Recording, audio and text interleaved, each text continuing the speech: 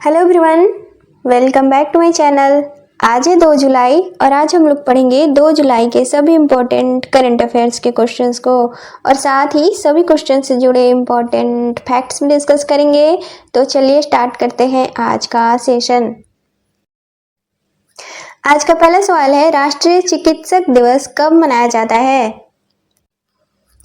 तो राष्ट्रीय चिकित्सक दिवस हर साल 1 जुलाई को मनाया जाता है। भारत के प्रसिद्ध चिकित्सक डॉक्टर विधान चंद्र रॉय की जयंती और पुण्यतिथि के उपलक्ष्य में यह दिवस मनाया जाता है। इनका जन्म 1 जुलाई साल 1882 को हुआ था, जबकि मृत्यु 1 जुलाई साल 1962 को हुई थी। इस दिवस की शुरुआत साल 1991 में की गई थी और पहली बार यह दिवस साल 1991 में मनाया गया था।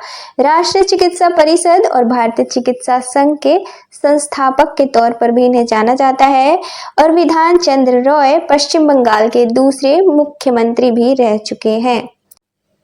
इन्हें भारत के सर्वोच्च नागरिक सम्मान भारत रत्न से भी सम्मानित किया जा चुका है। साल 2025 के लिए इस दिवस की थीम है behind the mask who heels the healers. तो आंसर हो जाएगा ऑप्शन सी, 1 जुलाई। अगला सवाल है, यूएस BWF वर्ल्ड टूर खिताब जीतने वाले पहले भारतीय कौन बने हैं? तो यूएस BWF वर्ल्ड टूर का खिताब पहली बार भारत के आयुष शेट्टी ने जीता है, जो कि पुरुष एकल वर्ग में विजेता बने हैं, जबकि उप विजेता रहे हैं कनाडा के ब्रायन यंग और महिला वर्ग में विजेता रही हैं अमेरिका की बेई वेन झैंग और उप विजेता रही हैं भारत की तन्वी शर्मा। तो आंसर हो जाएगा ऑप्शन डी, आयुष शेट्टी। अगला सवाल है, हाल ही में रग्बी प्रीमियर लीग के पहले संस्करण का आयोजन कहां किया गया है? तो रग्बी प्रीमियर लीग 2025 यह इसका पहला संस्करण था, जिसका आयोजन 15 से 29 जून तक किया गया है। कहां किया गया है? तो मुंबई में। विजेता टीम रही है चेन्नई बुल्स, जबकि उप विजेता टीम रही है दिल्ली रेड्स। तो आंसर हो जाएगा ऑप्शन बी, मुंबई। अगला सवाल है, हाल ही में भारत द्वारा किस देश पर भूमि और समुद्री बंदरगाहों के माध्यम से जूट आयात पर प्रतिबंध लगा दिया गया है?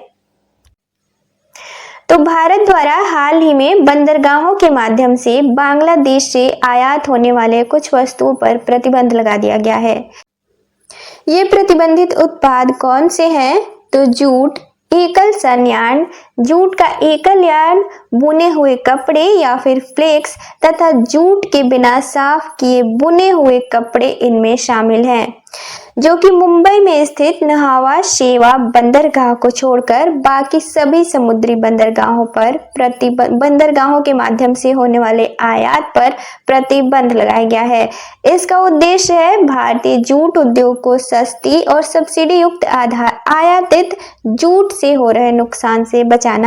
यह प्रतिबंध 27 जून 2025 से प्रभावी है। तो आंसर हो जाएगा ऑप्शन ए, बांग्लादेश। अगला सवाल है, हाल ही में केंद्रीय प्रत्यक्ष कर बोर्ड के अध्यक्ष का कार्यकाल कितने समय तक के लिए बढ़ा दिया गया है?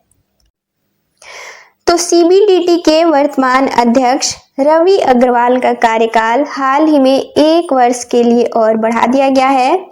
अब CBDT तो central board of direct taxes, केंद्रीय प्रत्यक्ष कर बोर्ड, इसकी स्थापना साल 1963 में की गई थी। केंद्रीय वित्त मंत्रालय के तहत यह राजस्व विभाग का हिस्सा है। इसमें 1 अध्यक्ष और 6 सदस्य होते हैं। अध्यक्ष की नियुक्ति राष्ट्रपति द्वारा की जाती है और अध्यक्ष समेत सदस्यों का कार्यकाल 3 वर्ष के लिए होता है। तो आंसर हो जाएगा ऑप्शन ए, 1 वर्ष। अगला सवाल है, हाल ही में केंद्रीय गृह मंत्री द्वारा कहां राष्ट्रीय हल्दी बोर्ड के मुख्यालय का उद्घाटन किया गया है? तो केंद्रीय गृह मंत्री और सहकारिता मंत्री अमित शाह द्वारा हाल ही में तेलंगाना के निजामाबाद में राष्ट्रीय हल्दी बोर्ड के मुख्यालय का आधिकारिक तौर पर उद्घाटन किया गया है। दरअसल राष्ट्रीय हल्दी बोर्ड को जनवरी 2025 में वाणिज्य और उद्योग मंत्री पीयूष गोयल द्वारा लॉन्च किया गया था और इसके पहले अध्यक्ष पल्ले गंगा रेड्डी को बनाया गया था, जो कि इसका मुख्यालय निजामाबाद तेलंगाना में तय किया गया था, जिसका उद्घाटन अभी अमित शाह द्वारा किया गया है। हल्दी के नए उत्पादों के विकास और रिसर्च के उद्देश्य से राष्ट्रीय हल्दी बोर्ड को लॉन्च किया गया था।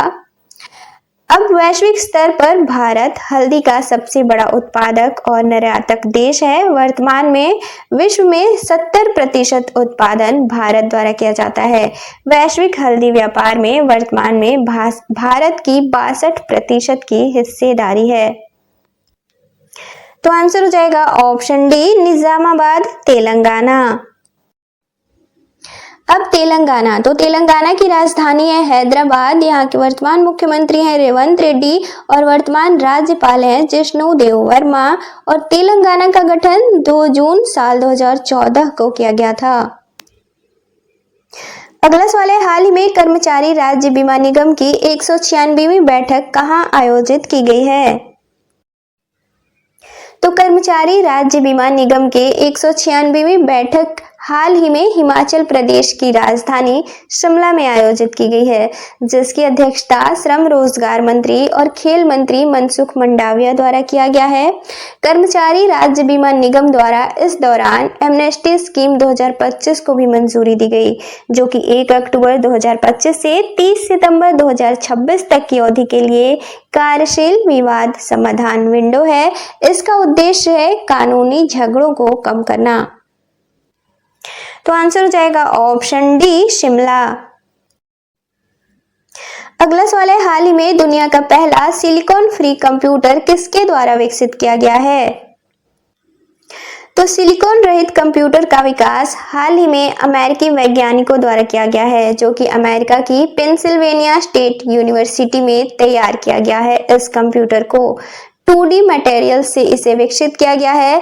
सिलिकॉन की जगह इसमें मोलिब्डेनम डिसल्फाइड और टंगस्टन डिसेलेनाइड का इस्तेमाल किया गया है। 2D मटेरियल्स बेहद पतले होते हैं और एटम स्तर पर काम करते हैं। तो आंसर हो जाएगा ऑप्शन सी, अमेरिका। अब कुछ और सवालों को वन लाइनर के तौर पर देखेंगे। तो पहला है, किस राज्य सरकार द्वारा हाल ही में हमारे शिक्षक डिजिटल प्लेटफॉर्म पर शिक्षकों के लिए ई अटेंडेंस को अनिवार्य कर दिया है?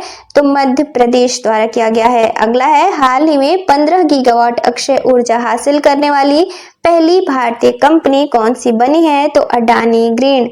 अगला है, केंद्र सरकार द्वारा दोपहिया वाहनों में एंटी लॉक ब्रेकिंग सिस्टम कब से अनिवार्य करने की घोषणा की गई है? तो 1 जनवरी 2026 से। अगला है, हाल ही में प्रधानमंत्री द्वारा तेलंगाना में हुए दवा फैक्ट्री विस्फोट में मारे गए लोगों के परिजनों को कितना मुआवजा देने की घोषणा की गई है? तो 2 लाख रुपए। अगला है, संथाल जनजाति द्वारा अंग्रेजों के खिलाफ आजादी की लड़ाई की याद में हूल दिवस कब मनाया जाता है? तो 30 जून को। अगला है, हाल ही में 2 दिवसीय रासोंग राष्ट्रीय आदिवासी संगीत महोत्सव कहाँ संपन्न हुआ है? तो मेघालय में। अगला है, सार्वजनिक क्षेत्र के बैंकों के प्रदर्शन की समीक्षा के लिए वार्षिक बैठक कहाँ आयोजित की गई है? तो नई दिल्ली में। अगला है, हाल ही में सेलिब्रेटिंग वी कुमार @90 नामक पुस्तक का विमोचन किसके द्वारा किया गया है? तो CD गोपीनाथ के द्वारा। अगला है, किस राज्य को राष्ट्रीय उद्यानों और संरक्षित क्षेत्रों के प्रबंधन प्रभावशीलता में सर्वश्रेष्ठ राज्य का दर्जा दिया गया है? तो केरल को। अब कल के क्वेश्चंस का रिवीजन करेंगे। तो कल का पहला सवाल था, हाल ही में प्रगति की 48वीं बैठक की अध्यक्षता किसके द्वारा की गई है? तो आंसर था ऑप्शन बी, प्रधानमंत्री। अगला था, बोनालू उत्सव किस राज्य से संबंधित है? तो इसका राइट आंसर था ऑप्शन डी, तेलंगाना। अगला था, हॉकी इंडिया मास्टर्स कप 2025 में महिला वर्ग का खिताब किसने जीता है? तो इसका राइट आंसर था ऑप्शन ए, ओडिशा। अगला था हाल ही में आदि कर्मयोगी पहल किस मंत्रालय द्वारा शुरू की गई है? तो इसका राइट आंसर था ऑप्शन डी, जनजातीय कार्य मंत्रालय। अगला था हाल ही में किस राज्य के अरलम वन्यजीव अभयारण्य का नाम बदलकर अरलम तितली अभयारण्य कर दिया गया है? तो इसका राइट आंसर था ऑप्शन डी, केरल। अगला सवाल था हाल ही में ऑपरेशन चक्र 5 की शुरुआत किसके द्वारा की गई है? तो इसका राइट आंसर था ऑप्शन डी, केंद्रीय जांच ब्यूरो यानी कि सीबीआई। अगला था हाल ही में भारत के सबसे लंबे एनिमल ओवरपास कॉरिडोर का उद्घाटन कहाँ किया गया है? तो इसका राइट आंसर था option C, Delhi Mumbai expressway. अगला सवाल था हाल ही में भारत द्वारा किस देश को गुलाब की खुशबू वाले लीची का निर्यात किया गया है? तो इसका राइट आंसर था ऑप्शन बी, कतर। कल के वन लाइनर के सवाल थे। पहला था हाल ही में किस देश द्वारा 5 अगस्त को जुलाई विद्रोह दिवस के रूप में मनाए जाने की घोषणा की गई है? तो बांग्लादेश के द्वारा। अगला था उत्तर कोरिया में भारतीय राजदूत के तौर पर किसे नियुक्त किया गया है हाल ही में?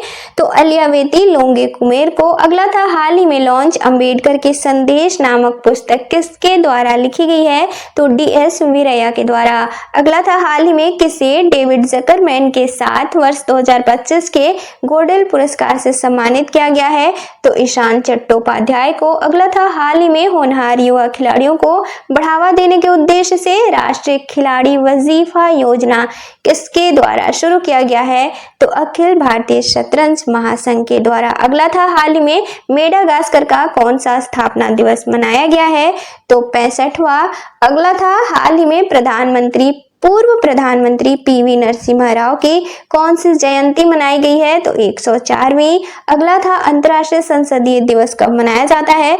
तो 30 जून को। अगला और कल के सेशन का लास्ट क्वेश्चन था हाल ही में प्रधानमंत्री संग्रहालय एवं पुस्तकालय की 47वीं वार्षिक बैठक कहाँ आयोजित की गई है? तो नई दिल्ली में।